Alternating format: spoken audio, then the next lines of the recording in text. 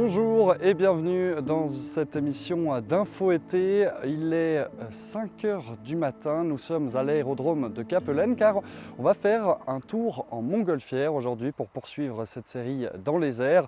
Derrière moi, Christophe Meyer, pilote de montgolfière, est en train de préparer tout ce qu'il faut pour qu'on s'envole. Vous nous retrouverez là-haut dans quelques instants, mais tout d'abord les informations du jour.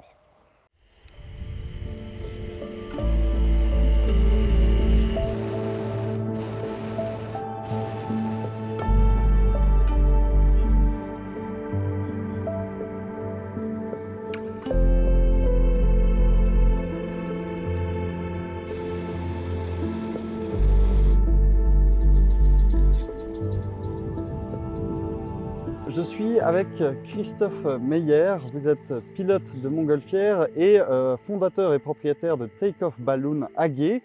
Tout d'abord, qu'est-ce qui vous attire autant dans les airs? Pourquoi vous avez le besoin de monter? Je ne peux pas l'expliquer, mais c'était tout jeune. J'ai toujours eu ce devoir de m'envoler. Déjà à Vigneulles, quand j'étais tout petit, je pensais ça serait chouette de courir maintenant direction lac, de se mettre sur l'air et puis de s'envoler. Et puis effectivement, à 16 ans, je l'avais fait avec l'aile Delta. Il paraît que j'ai toujours joué avec des avions et puis pas avec des voitures.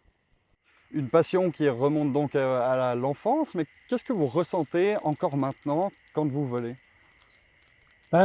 C'est une façon, c'est comme la plongée aussi. Quand on fait des choses actives, on se met à l'aventure ou au devoir de guider, de piloter ce machin ou autre chose, de seulement vivre le moment, de ne pas y penser au passé, de ne pas y penser à qu'est-ce qu'il y a après, qu'est-ce qu'il y a demain, mais juste faire le vol, jouir la nature. Regardez, il y a le lever de soleil. Là maintenant, il faut voir. Il vient. Derrière, on a la lune. C'est magnifique, juste magnifique. Vous l'avez rappelé, vous avez commencé par le deltaplane, ensuite le parapente, ensuite l'avion et la montgolfière. Pourquoi vous vous êtes arrêté à la montgolfière? Pourquoi cet objet a votre préférence? Dans la montgolfière ou même aussi dans les ballons à gaz, on peut le plus jouir de la nature. On a le temps, on est dehors, on peut sentir, c'est lent, on peut partager l'aventure avec des passagers, avec des copains des fois. C'est ça qui fait que c'est un plaisir énorme. Comment est-ce qu'on pilote une montgolfière? À quel point c'est facile ou difficile? Avec le nez et puis les fesses.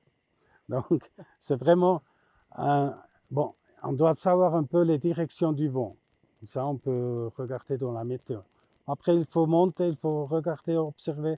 Est-ce que le vent, c'est exactement comme prévu? Il y a toujours des petites nuances. Et puis après, c'est lire le terrain. Quand on descend et puis on veut faire un virage léger à gauche, on peut des fois observer qu'il y a probablement le vent qui pousse vers la forêt, mais après il est bloqué contre la forêt et puis il tourne à gauche. Donc on se met devant la forêt pour arriver un petit peu à gauche. Ça c'est après, avec les années, ça vient. On peut très très précisément guider une montgolfière. Vous connaissez très bien cette région puisque c'est ici que vous volez le plus, mais vous avez eu bien sûr d'autres expériences de vol en montgolfière, dont notamment une très marquante en Tanzanie. Est-ce que vous pouvez nous la raconter?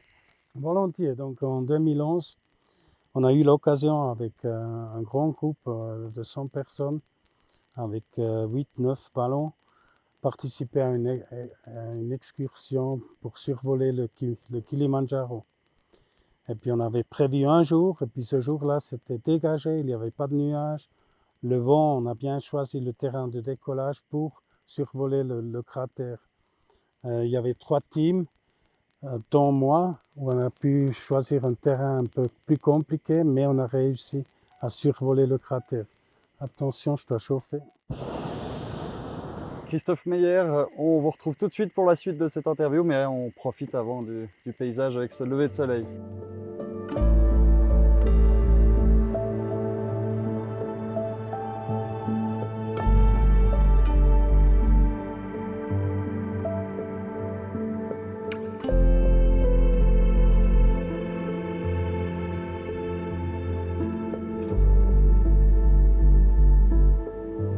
Nous avons désormais atterri, on se trouve près de Utzensdorf, toujours dans le canton de Berne, un petit peu au sud de Soleure, après 1 heure et demie de vol.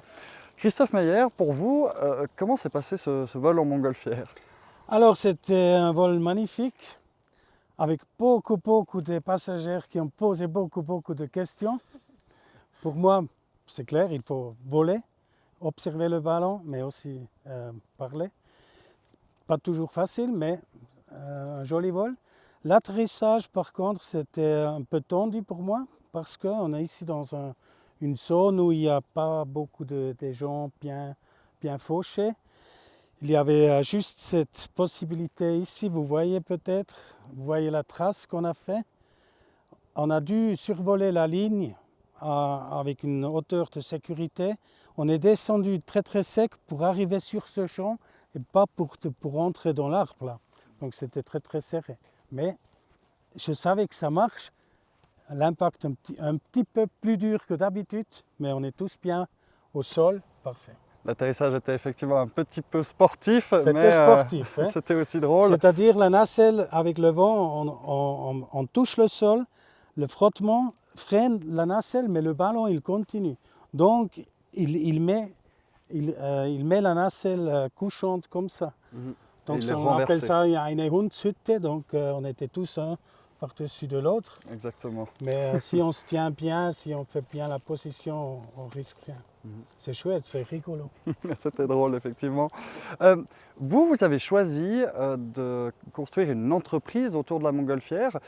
Pourquoi est-ce que vous voulez partager cette passion avec d'autres gens et pas simplement la faire pour vous, personnellement? Ben, effectivement, il y a deux possibilités. Soit on fait ça pour prendre des passagers, ou soit on vole uniquement pour soi-même, avec des copains.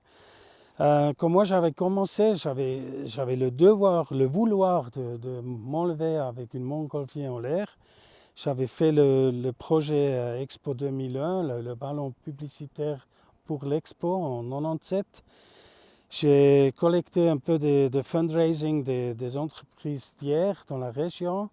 Pour finir, c'était mon père qui m'a prêté l'autre moitié pour payer l'équipement. Et puis je voulais absolument lui rendre de retour assez vite cet argent qu'il m'a prêté. Donc j'ai commencé à vendre des tickets. J'avais dit, si seulement il me faut 200 passagers, là, je peux payer à mon père les dettes. Après quelques mois, 6 mois ou 8 mois, j'ai pu lui rendre l'argent. Mais après, tout le monde voulait voler avec moi, donc j'ai commencé à faire la société Take-Off. D'abord, c'était un team. Top Take-Off Pilbien. Après, c'est devenu Take-Off Balloon SA. Et puis aujourd'hui, je suis moniteur aussi. J'enseigne mon fils actuellement pour faire la licence. Et puis, j'ai du plaisir à redonner la passion et le savoir-faire aussi à des jeunes. Christophe Meyer, merci beaucoup pour vos explications et aussi pour ce magnifique vol en montgolfière. Merci à vous. Et c'est ainsi que nous achevons notre série dans les airs. La semaine prochaine, retour sur Terre. Je vous souhaite un bon week-end et à bientôt.